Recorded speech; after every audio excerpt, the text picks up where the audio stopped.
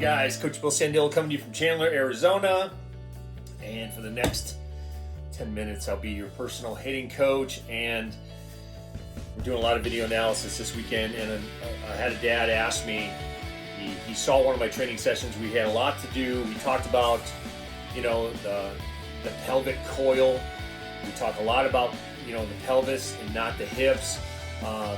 Could you explain that to me? I thought it was a great question, so I'm going to go into that today. So let's talk about the pelvis coil. It's a counter rotation of the hitter's pelvic over the player's back leg femur. Okay, so the pelvic coil is introduced during the stretch and corner load phase, stride phase of the swing. When the hitters get to the foot down position prior to heel strike and prior to the launch of the barrel, the pelvic coil is still maintained. So what we're gonna show you here is a couple videos of players doing it, Trey Turner and Ohtani, and then we'll come back and talk about it. But as you decide to launch the barrel, the kinetic chain is activated from the ground up, which means we talk about ground force as you release the pelvic and rear leg torsion. So maintaining a peeling motion and directional movement in your back foot at initiation goes towards your connection point. So we're going to talk about what that means in the video.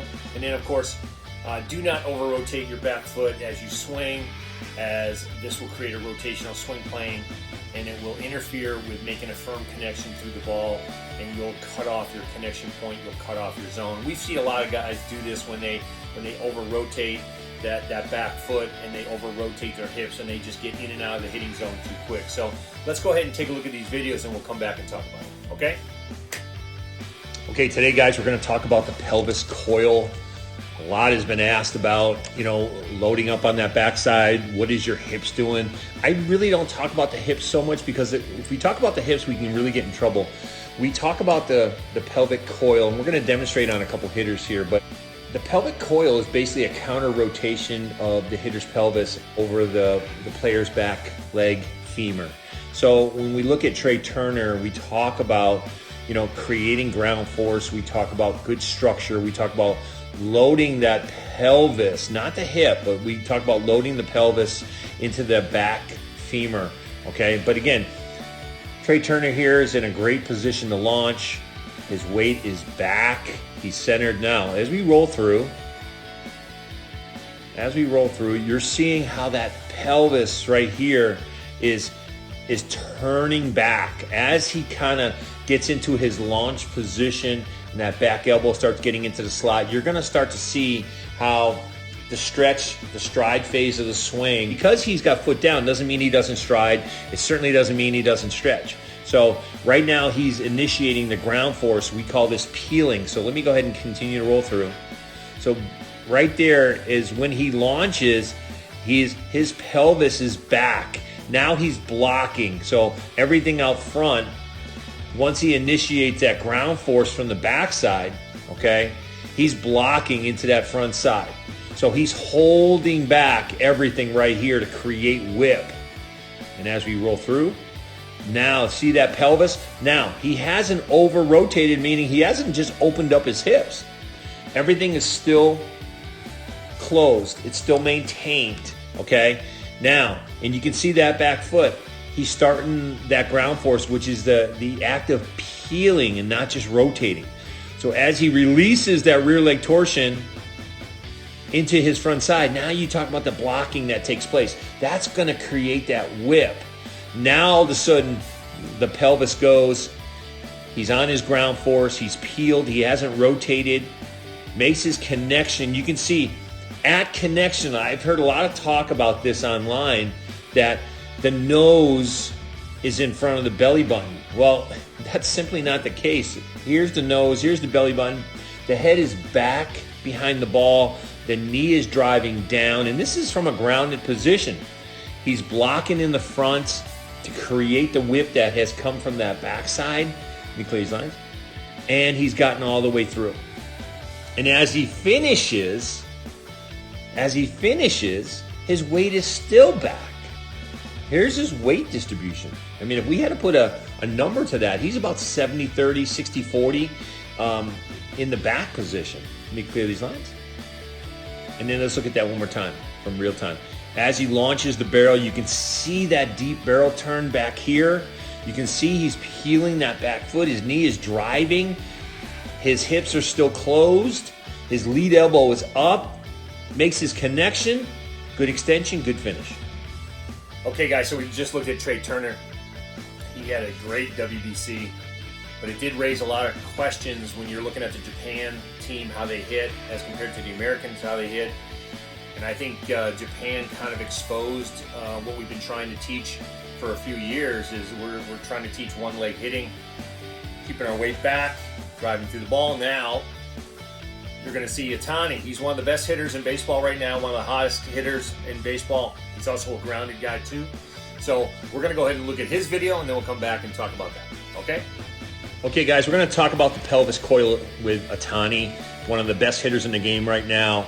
And basically, you know, we talk about when the hitter gets a foot down, in this case grounded, and prior to the launch, there's a pelvic coil that takes place and is maintained. So I'm going to show you this movement here. So that's what I'm talking about, that pelvic coil right there. So that move that he makes, and you can see it, you know, his pelvic is back here. He's making this coil with his pelvic. You can kind of see this movement, that subtle movement right there.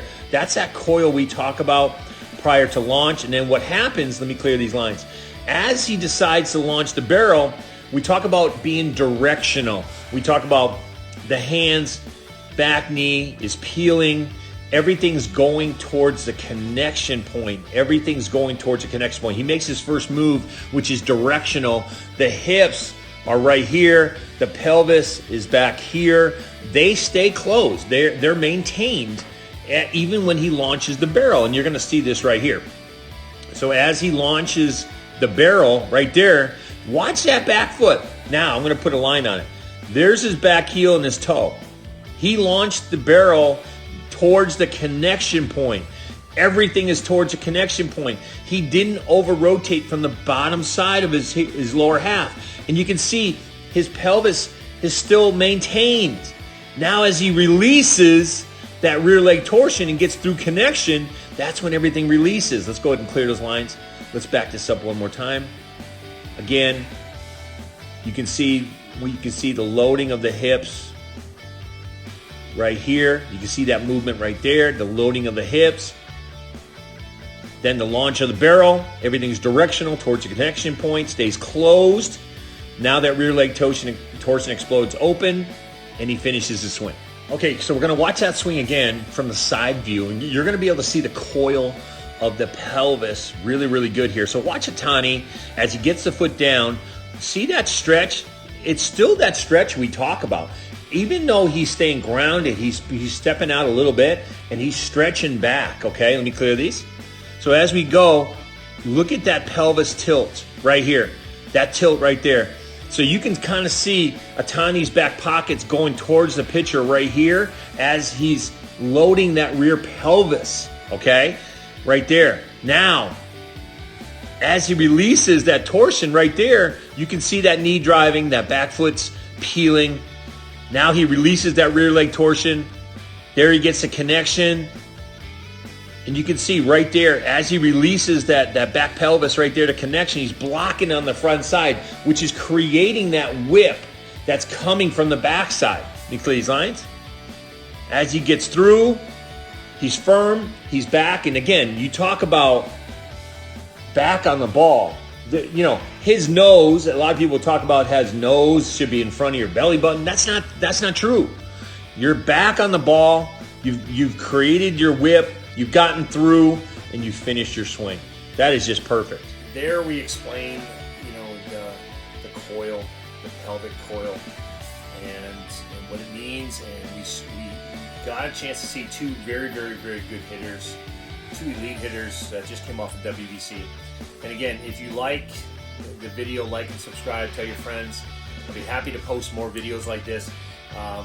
We're getting to a lot of questions, so I appreciate you guys, love you guys. Keep those questions coming. And just remember this, guys, too.